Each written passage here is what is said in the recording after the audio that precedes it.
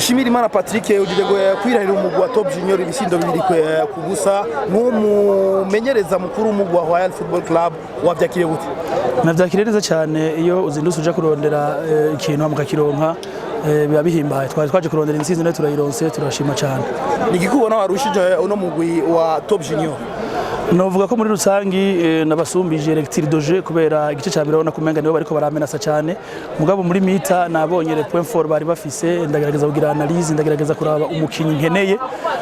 kugira ngo aze kundondera kumfasha kumpa insinzi wabonye ko ngize amaramplacement y'abakinyi batanu mu gice cya kabiri baje guhindura ibintu cyo turonka amagora abiri gusindira ukino guno musi kuvuga yuko urerekana yuko imbere hari icizere kinini kidasanzwe. Iyo ugenda uronka insinzi biba bituma n'abakinyi bagenda baba motive kuko iyo uriko uratsindwa mutakaza inguvu abayobozi baratakaza inguvu bakinyi na je nyene ncambona kumenga ivyo nakoze nta musaruro biko birampa ariko iyo uriko uratsinda ugenda utegura urukino kurundi bigenda biguha inguvu ku nkino zikurikira. Mu rukino ruheruka wavuze yuko abakinyi kumbore ni baramenyera style de jeu yawe tuvuge yuko urukino guno musi tuvuge yuko kumbure wakosoye twatumye ego wabibonye wewe nyene nibaza ko wari muyinga wabonye ko amaokaziyo twarose muyinga tukarata ayo twarose no musiri twayarase ukuvuga twaragerageje gutravaya sana finition imige misi birende mardi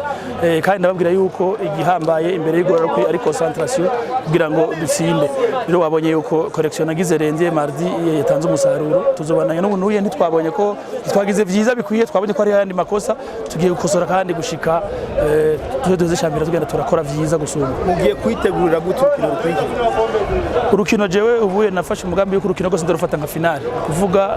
urukino tuzofata muko zoriko nkina knockout kuvuga nsinkeneye gutakaza nababwiye abakinyi yuko urukino iyo watsinzwe ntubugiye gutsinda ahubwo ugiye kugombora twere tuzogenda gutsinda tugiye kurondera insinzi zose zishoboka muri championnat dufise. Remplacement wakoze winjije Shafi bakura uwundi mukinyi ni kuvuga yuko yakubereye ivyizigiro ego ico gitwana kuvuga nkunda abakinyi bakiri bato iyo umwana mutumye gukora ikintu arumva n'ingoga mission namuhaye yayikoze kandi vyampimbaye cyane. Kocha twabonye